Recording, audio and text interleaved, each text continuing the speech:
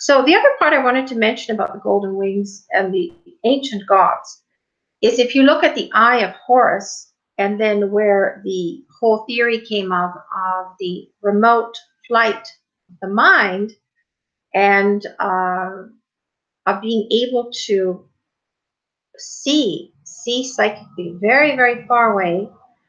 And they did have teleportation ability as well. So all of that was representative by the manifestation of the huge golden wings that they did, which was why we had head these costumes that were the golden headdress. And then we had, in the beginning, pre-Hathor, they had Inanna, who had large wings projecting from her, large wings.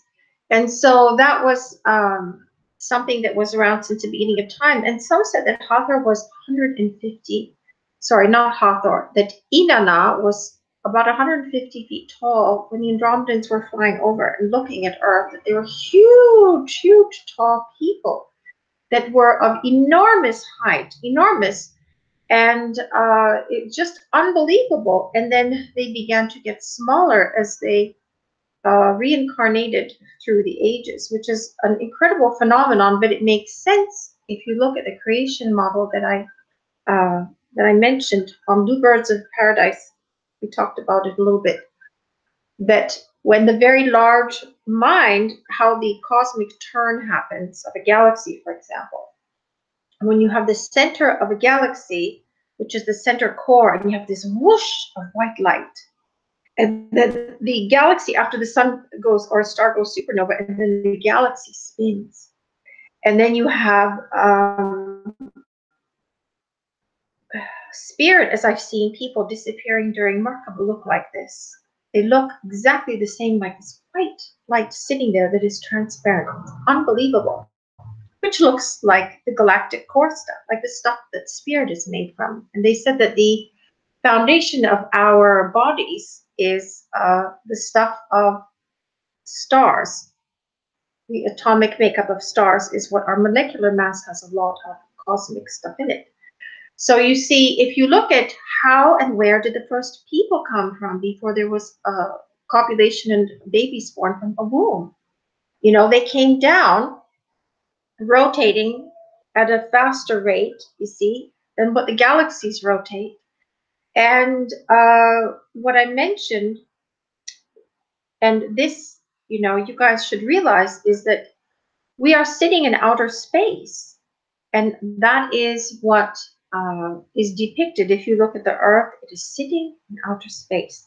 Here, down here, we are still sitting in outer space, but we have the illusion that the vacuum isn't all around us, although it is holding this reality together, because we have hydrogen and we have oxygen molecules trapped down here, and it prevents us from, you know, from being compressed too tightly. And there is space all around us. So in the event, Blue Matrix Energetics live event, you will learn how we create directly from the vacuum to our focus, to our brains firing, and that we are not unlike the processes that occur in space way out there, of the galaxies turning, of stars being born out of the void, out of the vacuum. And it's really exciting. We have this theory that is Blue Matrix Energetics,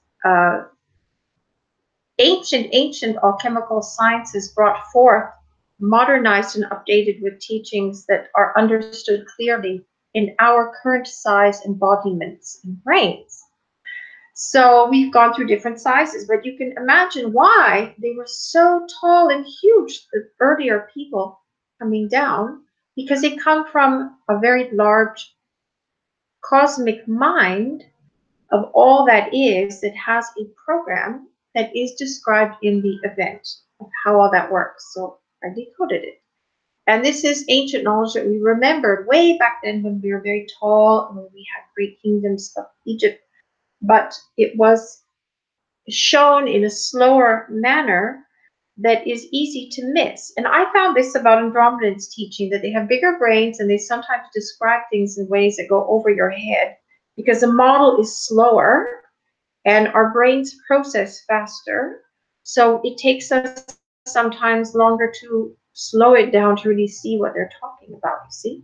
And our ships that we had, that Inanna had, it's enormous. Can you imagine the spaceship she had with this winged bird that was flying? They did have them because they transported themselves from Nibiru to Earth when Nibiru began to distance itself from our local sun and other small suns that are now moons, where if you go on the ARYANAHUDSON Ariana Hudson Google Plus page, there is evidence of phenomenon that the astronauts had happened to them approaching the moon where they saw solar flares. And we have archives in planets, in geographical locations of actual events, things that have happened. So there is an archive, psychic archive. Well, it's not really. It's a geomagnetic archive of our local moon having been a small star. That when an astronauts approach, they're getting phenomenon happening that they're seeing solar flares. You see, they're reading it, the geomagnetic archive of what it was. And this is a theory that is difficult to prove. However, there was a large amount of astronauts in early days that went under psychiatric evaluation because they came back and were just stunned at what they had found and had this sort of projections happening, like what is disclosed on that page, my page on Google. Just scroll down, it's near the bottom. There's an article and a video about it. So you see there's proof starting to emerge possibly about the theory, because astronomy is behind it. Still does not tell you that moons are burnt out small stars. And Nibiru had a whole bunch of them, plus the local sun. So even though it was a huge planet, it had light that looked similar to the Renaissance. You know, not very bright, but it was there.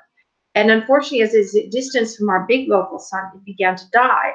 And so the people inhabiting there, who are very, very tall, like Inanna's height, and some were taller earlier, they began to take their ships and fly over many, many years down to Earth to start again. Creative culture on Earth has been mentioned in different people's books as well, not just me. And it's what I remember. I wrote a movie called Nibiru, which talks about this life and journey down to Earth. So it is true, and from my memory anyway, science will have to see what it can find later. It's difficult. And we will see how things progress as science and history evolve as well in the future. So that is also why we had the projection of the golden wings, was both for the teleportation ability of the great bird people gods that also had the eye of foresight, or were able to see in and very, very distant remote places, and where they had that initiation on Earth that was carried forth through many, many dynasties of Egypt, because it was written on the wall that they had this, they had Hathor, they had Horus, they had the old gods, because the old Egyptian initiations of great mind, that they, they had embalming, they had all these different things that were part of their culture. And so it wasn't always super phenomenon that went on in the initiation temple. Sometimes it was just training to put a light bulb, light pedestal, like light together, which was what Hathor's was. And Anubis had embalming and the rituals of the burying of the dead. And they basically lived phenomenon every day because they had these abilities, but they had basic community things happening in there as well. So it wasn't worship and religion in there. It was really rather interesting. So that is what I will leave you with on why we had the golden wings to